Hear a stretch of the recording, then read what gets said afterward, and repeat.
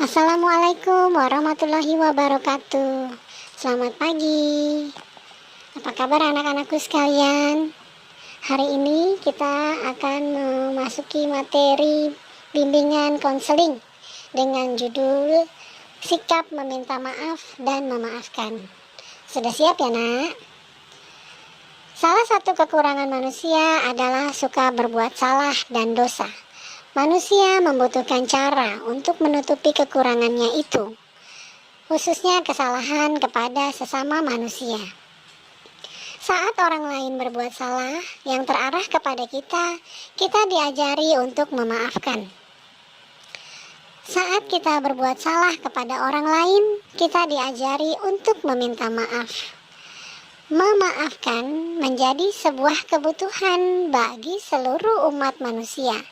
Bukan sekedar sebagai tanda ada rasa bersalah dan pengakuan atas seluruh kesalahan yang telah dibuat. Meminta maaf dan memaafkan juga menjadikan kita sebagai manusia yang penuh dengan kelapangan dan kerendahan hati. Bagaimanapun, memaafkan sebuah kesalahan tidak sama dengan melupakan masa lalu yang menyakitkan.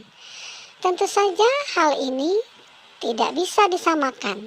Sekalipun emosi menghampiri, membenci orang lain tidak akan membuatmu bisa melangkah tanpa beban loh.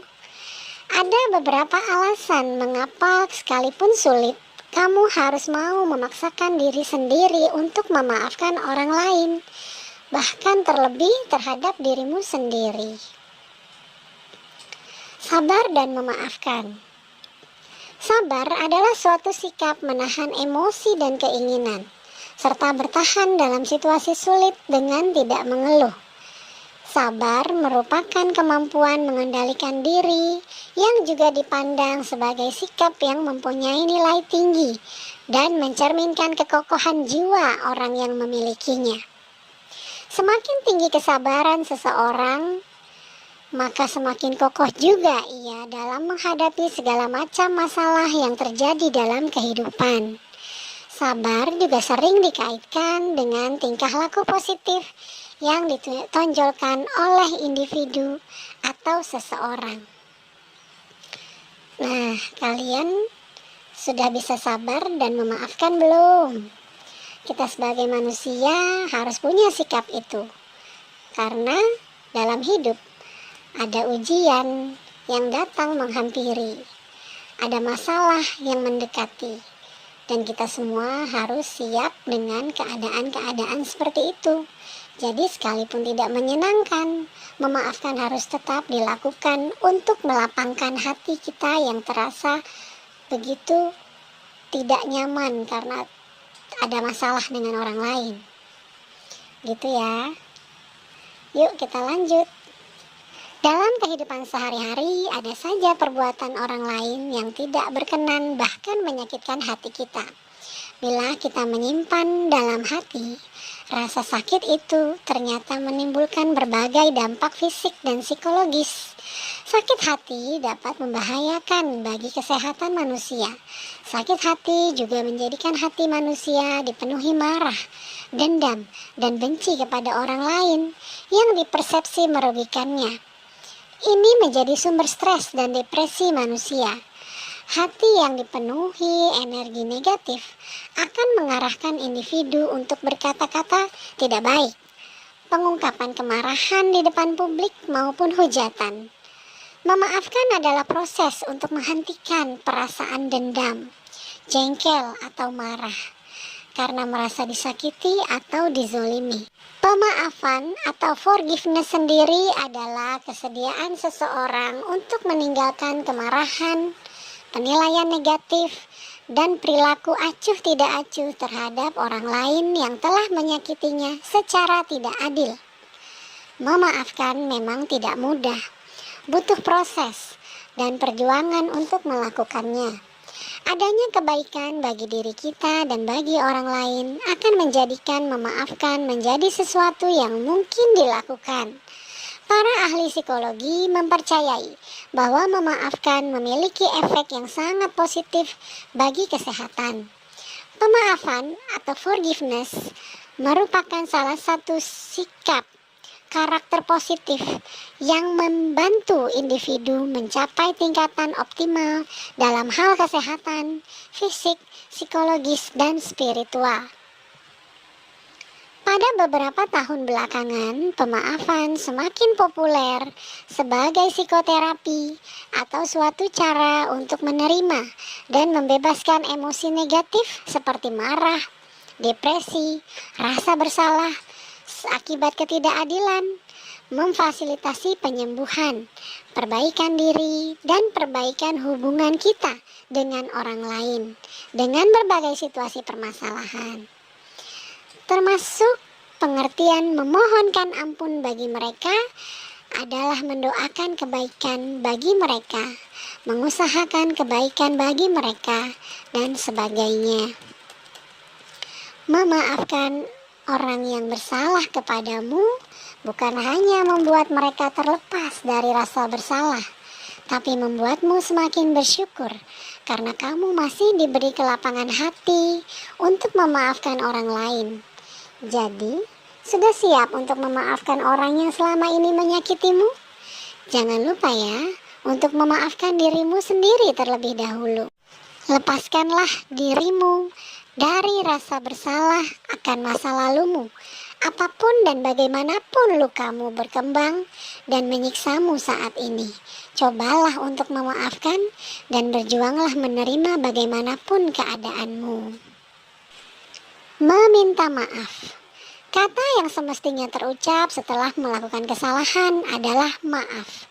Wajarnya pada saat menyadari bahwa diri kita telah melakukan kesalahan, maka meskipun sukar diucapkan, tetap saja perlu untuk meminta maaf pada seseorang yang telah tanpa sengaja disakiti tersebut.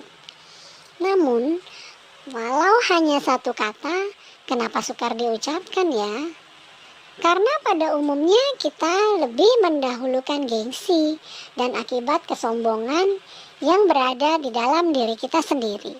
Contohnya karena merasa diri kita telah mendapatkan jabatan yang jauh lebih tinggi, atau merasa lebih kaya, atau lebih pintar, ataupun lebih tua.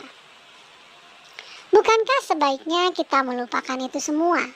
Melalui satu kata maaf ini, cukup mampu menghilangkan permusuhan maupun rasa dendam. Dan kita bisa menjalin kembali hubungan yang telah retak. Kita bisa mendapatkan seorang teman lagi dan bisa meraih damai dan ketenangan hidup kembali. Sekalipun suatu perbuatan salah atau memalukan kita lakukan, tetap ada jalan bagi seseorang untuk memperbaiki diri. Jalan untuk menghapus perbuatan yang memalukan atau perbuatan salah adalah menghapus kesalahan dengan jalan sosial, meminta maaf kepada orang lain, dan spiritual, bertobat kepada Tuhan. Dan melakukan perbuatan yang baik dengan jalan sosial atau berbuat positif kepada sesama, dan spiritual atau berbuat baik kepada Tuhan. Satu hal positif yang semestinya dilakukan untuk menghapus perbuatan salah adalah meminta maaf. Kalau perbuatan salah itu terarah kepada seseorang, permintaan maaf mestinya diarahkan kepada seseorang atau keluarga yang menjadi korban. Bila kesalahan itu tertuju kepada orang banyak, maka permintaan maaf itu semestinya dilakukan secara terbuka, baik melalui pers misalnya. Selain itu, permintaan maaf sesungguhnya punya manfaat agar orang-orang yang menjadi objek dari perbuatan salah tidak melakukan tindakan yang destruktif dan agresif. Sebagaimana kita ketahui, seringkali orang yang menjadi objek kezoliman melakukan pembalasan dengan cara yang lebih keras. Temuan dalam psikologi sosial menunjukkan bahwa agresivitas lebih sering didasari oleh alasan membalas perkataan atau perbuatan agresif orang lain Yang jadi permasalahan adalah balasan itu umumnya lebih keras dibanding rasa sakit yang diterima seseorang. Permintaan maaf ini berguna untuk meredam amarah yang ada di dalam diri orang yang dizolimi. Penyesalan atas kata-kata atau perbuatan di masa lalu, serta janji untuk tidak mengulangi perbuatan salah, berfungsi untuk meredam amarah yang bergejolak dalam diri seseorang yang disakiti. Baik anak-anakku sekalian, demikianlah materi yang telah saya sampaikan tentang sikap meminta maaf dan memaafkan.